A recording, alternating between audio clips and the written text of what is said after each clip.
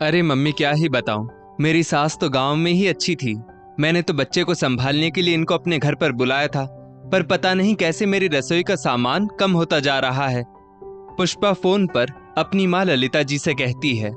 ललिता जी बोली, पर ऐसा कैसे हो सकता है? पहले तुम 2 जन रहते थे, अब 3 हो गए हो। पर एक आदमी के बढ़ जाने से रसोई का सामान तो खत्म नहीं होना चाहिए। और बेचारा मेरा नाती बबलू, वो तो दूध पर ही रहता है, फिर रसोई का सामान कैसे कम हो रहा है? पुष्पा बोली, वही तो बात है। रुको जरा, मैं देख कर आती हूँ, कहीं कान लगाए सुन तो नहीं रही है मेरी सास। इतना कहकर पुष्पा अपने कमरे का दरवाजा बंद कराई और बोली, मुझे तो शक है मम्मी, कहीं मेरी सास मेरे घर का सामान अपने छोटे बेटे बहू के घर तो नहीं पहुंचा देती है।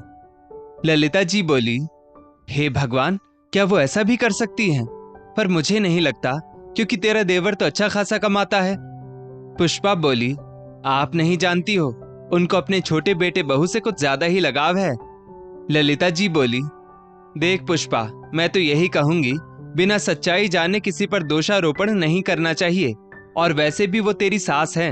अगर दामाद बाबू को पता चला कि तू बेवजह उन पर आरोप लगा रही है तो वो बहुत नाराज होंगे। चल, अब मैं फोन रखती हूँ, तेरा भतीजा रो रहा है।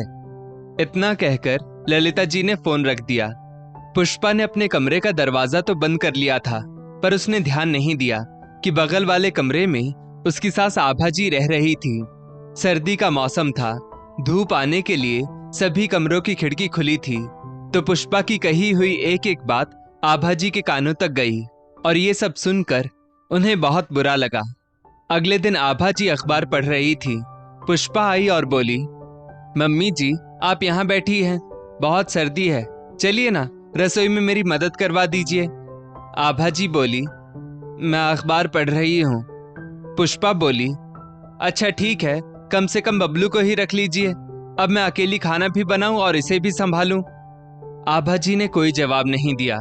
तो पुष्पा बोली, मम्मी जी, मैं आपसे ही कह रही हूँ, आज आपको हुआ क्या है, जवाब तो दे दीजिए। आज खाना बनाना भी है या सबको भूखे ही रहना है? आभा जी चुप रही। तो पुष्पा तमतमाती हुई बबलू को कमरे में ले गई और अपने पति संदीप के पास बच्चे को बिठाते हुए बोली, संभालिए इसे ताकि मैं खाना बना सकूं। यहाँ किसी का उपवास नहीं है, जो सब अपने में लगे हैं। संदीप बोला, अरे मैं काम कर रहा हूँ, और आज तुम इतने गुस्से में क्यों हो?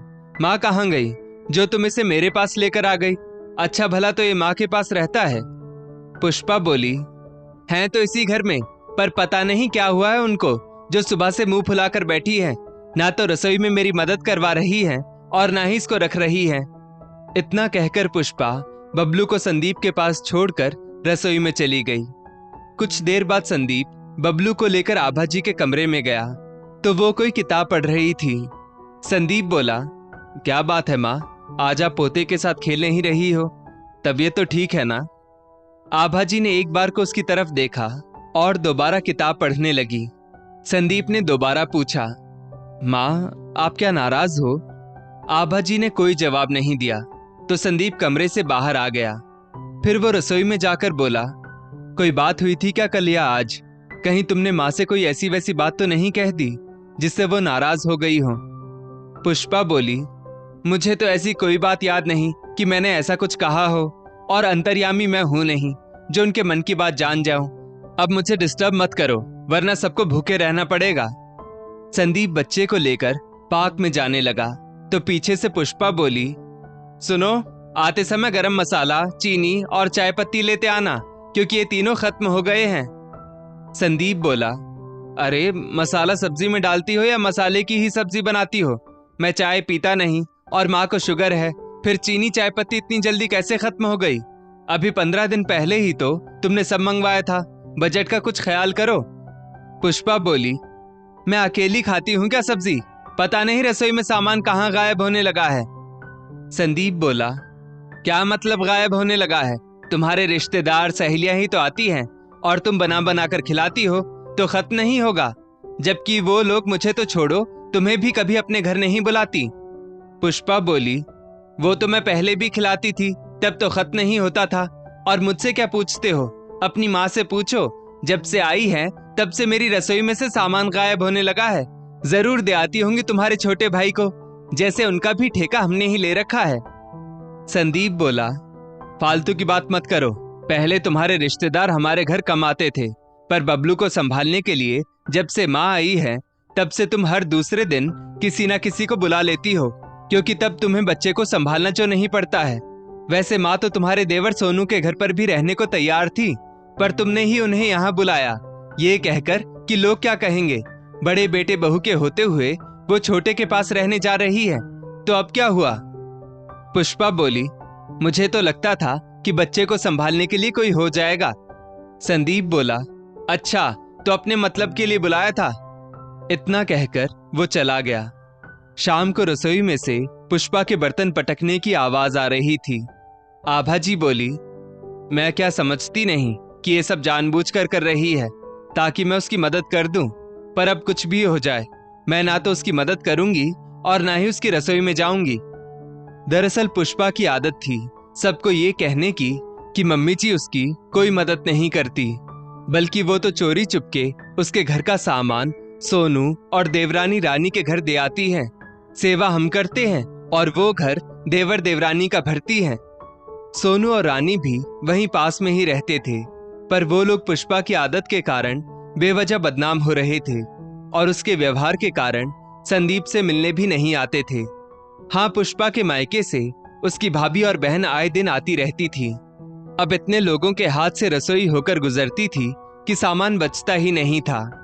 एक बार रानी ने आभा जी से कहा, मम्मी जी अच्छा तो नहीं लगता, पर भाभी रिश्तेदारों और पड़ोसियों के सामने ना जाने क्या क्या कहती रहती है कि आप उनका सामान हमारे घर ले आती हैं।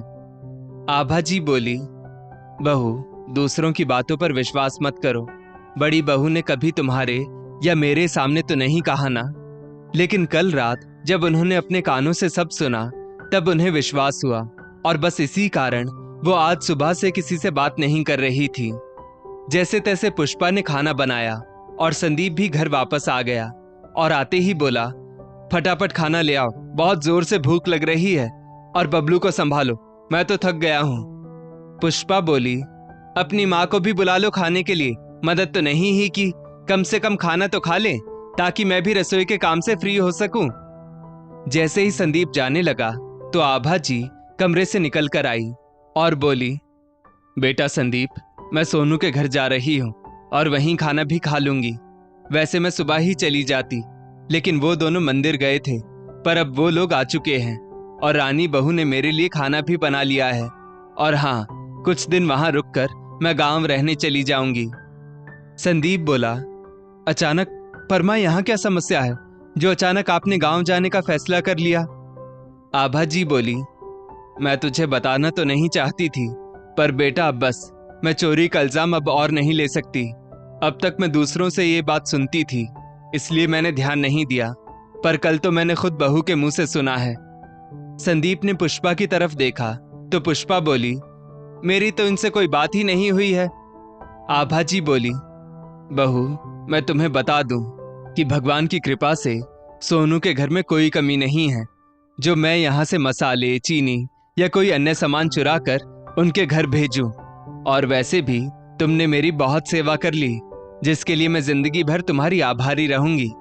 और बेटा, मेरे हाथ पैर अभी चल रहे हैं, तो मुझे तुम्हारी पत्नी की सेवा अब और नहीं चाहिए। अपनी बात कहकर आभा जी वहां से चली गई। संदीप ने पुष्पा को एक जोर का थप्पड़ लगाया और बोला, तुम्हारी इतनी हिम्मत कि तुमने मेरी मां पर चोरी का इल्जाम लगाया, अपनी सहेली और रिश्तेदारों को बुलाकर खिलाती हो और मेरी मां और भाई को चोर बनाती हो। चलो अभी चलकर उनसे माफी मांगो। पुष्पा अपनी गलती मानने को तैयार नहीं हो रही थी। संदीप ने कहा, तुम माफी मांगती हो या तुम्हारे घर वालों को तुम्हारी कारस्तानी बताऊं? डर से पुष्पा ने ऊपरी मन से सबसे माफी मांग ली। सोनू ने कहा, भैया हमें आपसे कोई परेशानी नहीं है, पर भाभी के साथ हम कोई रिश्ता नहीं रखना चाहते। आप कभी हमसे मिलना चाहें तो बेझिझक आ सकते हैं। वो दिन और आज का दिन आभा जी उसके बाद गांव में रहने लगी। बीच बीच में वो सोनू के घर रहने आ जाती थी, पर पुष्पा के घर उन्होंने फिर कभी कदम भी नहीं रखा।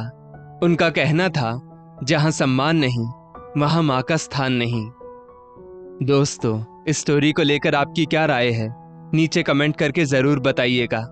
और ऐसी ही और भी बेहतरीन वीडियोस के लिए हमारा पेज जरूर फॉलो करें। धन्यवाद।